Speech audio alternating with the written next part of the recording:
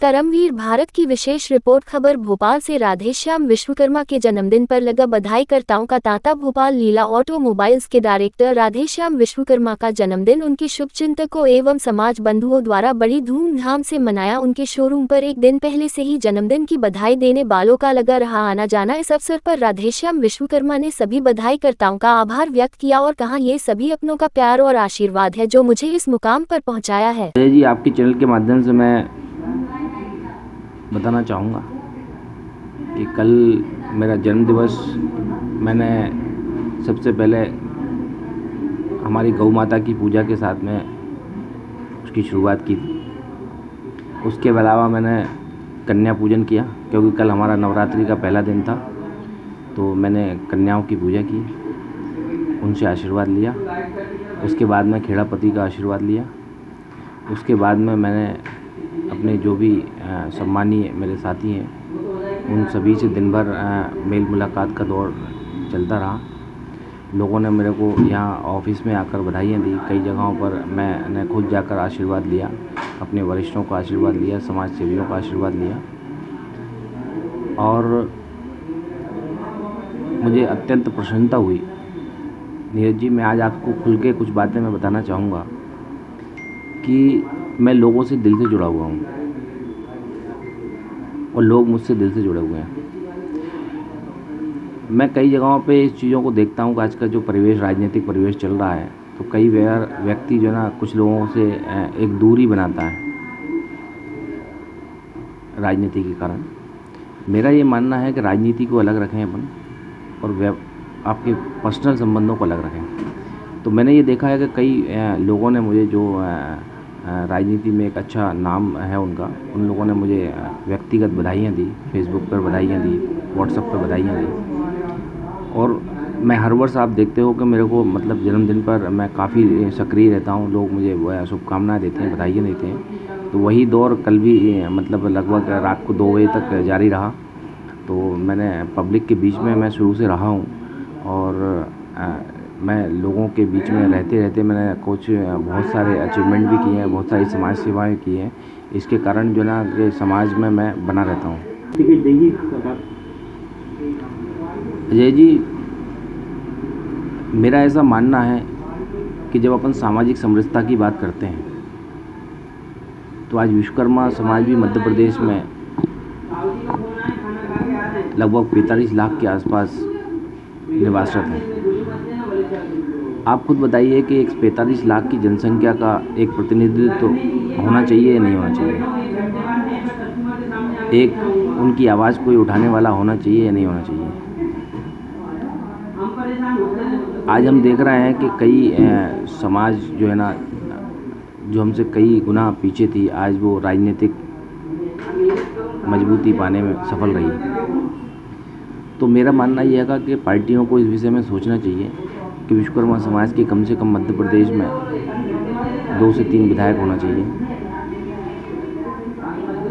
क्योंकि मैं बता रहा हूँ ना, मैंने कई स्तर पर मैंने देखा है कि समाज यदि राजनीतिक रूप से सक्षम नहीं है तो समाज का बहुत शोषण होता है। अभी मैं हाल ही की एक घटना आपको बताऊंगा। विदिशा में हमारी एक बच्ची जो है ना गुम हो गई थी। यदि कोई हमारा विधायक होता, कोई हमारा जनप्रतिनिधि मजबूत होता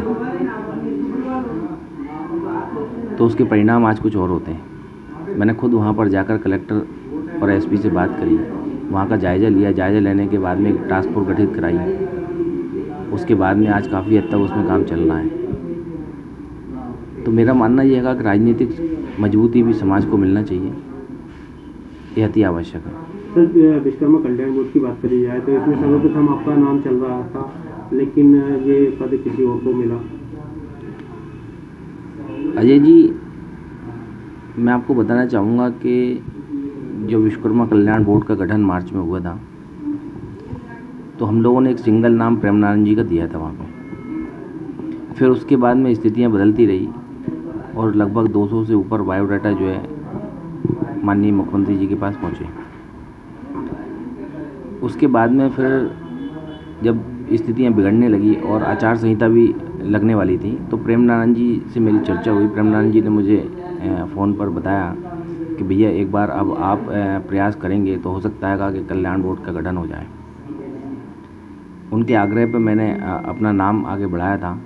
और अजय जी मतलब बिल्कुल आप सही कह रहे हैं, निश्चित है कि मेरा नाम फाइनल हो गया था।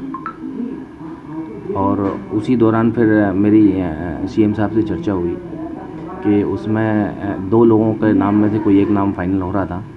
तो फिर मैंने स्वयं ही जो है ना कि प्रेम नारायण जी का वहाँ पर जो है ना उनका नाम को आगे बढ़ाया, उनके नाम की अनुशंसा की, क्योंकि प्रेम नारायण जी एक बहुत ही वरिष्ठ और एक अच्छे समाज सेवी हैं। भाजपा में भी काफ़ी समय से वो काम कर रहे हैं। तो मैंने स्वयं ने जो ना उनके नाम की अनुशंसा की थी कि आप जो ना उनको आगे मतलब रखेंगे तो समाज में एक नई ऊर्जा का संचार होगा।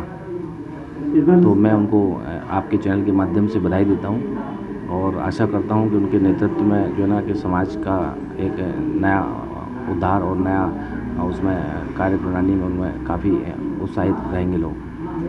इस बार क्या लगता है आपको मध्य प्रदेश में किसकी सरकार बनेगी?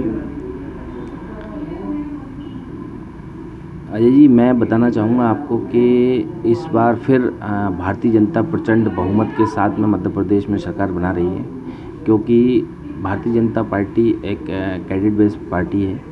हम लोग ज़मीनी स्तर पर काम करते हैं और हमने विकास की गंगा जो है आप देख रहे हैं कि किस तरह मध्य प्रदेश और देश में विकास की गंगा बह रही है, चारों तरफ विकास हो रहा है। तो इस विकास को लेकर हम जनता के बीच में जा रहे हैं, तो निश्चित तौर पर हमारी सरकार बनेगी। ऐसा हम पूर्ण बहुमत से सरकार बनाने में सक्षम रहेंगे, ऐसा मेरा मानना है। कहीं ना कहीं कांग्रेस का ज़्यादा दिलचस्प हो रहा है, उनका ज़्यादा ग्रोथ हो रहा है, इस बार कांग्रेस सरकार आएगी?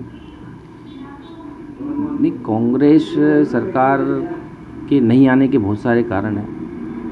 एक्चुअली कांग्रेस सरकार को हमने देखा है कि जैसे ही चुनाव आते हैं तो कांग्रेस एक्टिव हो जाती है, बट भारतीय जनता पार्टी जो है ना आपने देखा होगा कि प्रतिदिन काम करने वाली पार्टी है, प्रतिदिन जनता के बीच रहने वाली पार्टी है और एक समाज सेवा को लेकर हम लोग काम करते हैं, देश के विकास को लेकर हम लोग काम करते हैं और ये काम हम यथावत सुचारू रूप से जारी रहते हैं।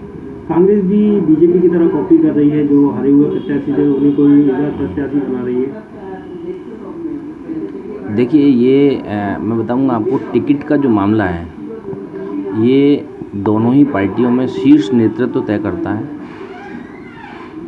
कहीं ना कहीं इसमें ग्राउंड लेवल को बहुत महत्व दिया जाता है कि कौन व्यक्ति क्या है, और कई बार मैं ये भी मानूंगा आपकी बात को, टिकट में थोड़ी चूक भी होती है। भाजपा में भी चूक होती है, कांग्रेस में भी चूक होती है। कई बार अपन ये नहीं बोलेंगे कि 100% जो टिकट दिए जाते हैं वो सही है, बट पार्टी का निर्णय जो है वो सर्वोपरि होता है।